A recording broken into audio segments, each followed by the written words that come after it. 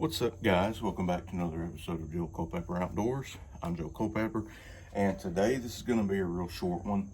I had a guy comment on my last video, and he asked me how I was drawing 75 pounds because he was only drawing 60. And so I kind of tried to explain it to him in the comment section. And I wanted to make a video just how I draw a bow. This is not going to be some new crazy way to draw the bow. There's nothing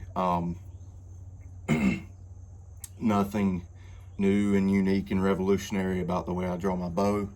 But I figured I would put this up, and maybe this guy will see it, and hopefully it'll help him.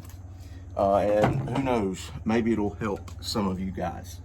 So we're at about 30 yards from my target here, so I don't have to worry too much about missing.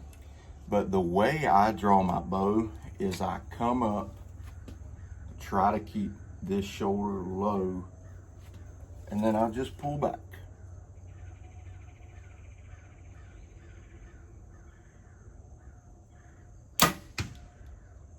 Just like that. So the reason I do it that way is, and I've had to fight this a lot, I'm sure a lot of other people have had to fight with certain things on their form to try to get it right, but I really have to fight to keep this shoulder down because it wants to come up and really push into the bow, and that's where you start getting a lot of shoulder problems. And I've really had to work on that myself because I did start to have my shoulder hurt a little bit. So I'm really working on keeping that shoulder relaxed on the draw and everything. So now I'm going to show you something not to do that a lot of people do anyways, and I don't understand the reasoning for it because it's really hard for me to even draw this way. It doesn't feel like a safe way to draw a bow. It's not safe for you. It's not safe for anyone that's past you or beyond you. If you understand what I'm saying. But a lot of people want to take their bows and do this. They want to come down across their chest and then come up into anchor. Well, the reason that doesn't work very well is it puts a lot of extra strain on this shoulder, and it actually puts a little bit more on this one too, because not only am I having to push the bow away from me and hold it out, I'm also having to angle it so I can pull down like this. And it puts a lot more strain on you. It can really hurt your shoulders, and it will also have an impact on your accuracy. Your time to target increases a lot when you do that, because I'm having to come down and then roll up, anchor in, and shoot.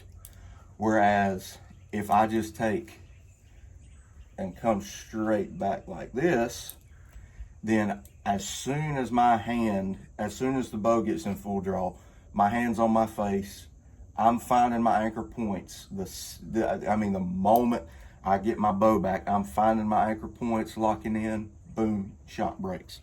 So it's not something that's gonna save you 10, 15 seconds, but I know I've been in situations where if I had been just 2 or 3 seconds faster, I could have harvested an animal. So definitely something to think about if you are drawing down across your chest. Try to come up over the head at high elbow and then pull back. It takes a lot of the strain off of your shoulders, and to me it helps with accuracy and long-term shootability, how long you're able to shoot your bow, how many times you're able to shoot it before you just get too tired. And that's why I draw the way I do. It's also considered proper form, which a lot of things to each their own, but in this case,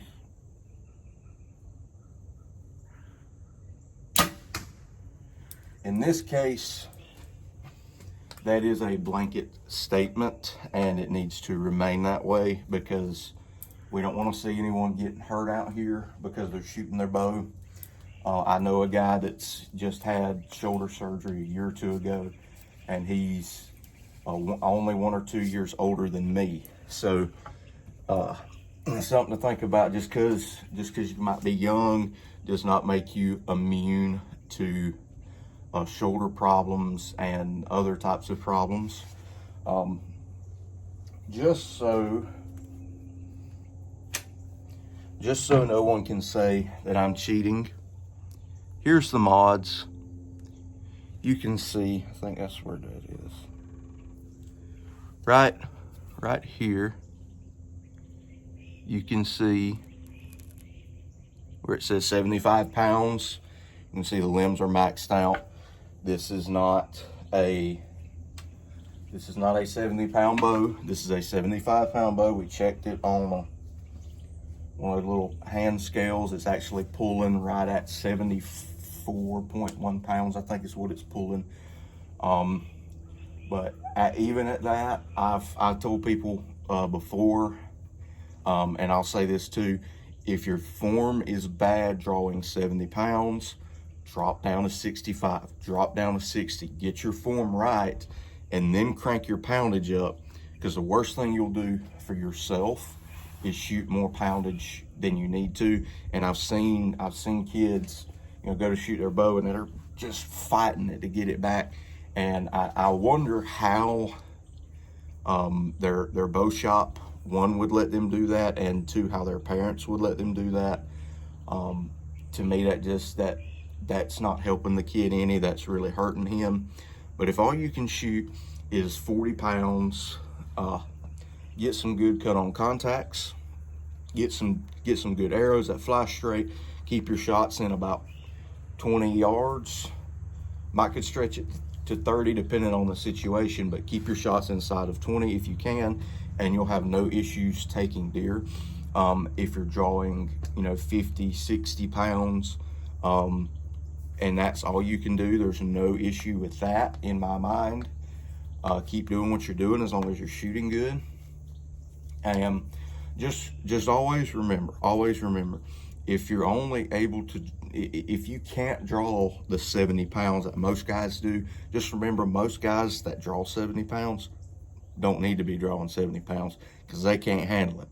So just something to keep in mind, something to look at. And to anybody wondering about their poundage this year, I'd say as long as you're pulling 40 pounds, maybe even down to 35, and as long as you are dead accurate at 20 yards and in, you should have no issues taking a whitetail deer, as long as you have the right arrow broadhead setup and you can place those shots correctly. So with all that being said, please let me know what you think about this video, and let me know what you want to see in the future. Do you want to see some more of these maybe tip type videos? Do you want to see me continue to talk about some of the stuff going on in the archery community? I know I got a bunch of comments on the video I posted yesterday, and that was great. That's actually where this guy asked me this question. So I can't remember his name, but he knows who he is. Shout out to you, man. Appreciate you dropping that comment, because this was something I've been wanting to do for a while anyways. So with all that being said, thank you guys so much for watching. Stay safe, stay in the outdoors. God bless you, and I'll catch you on the next one.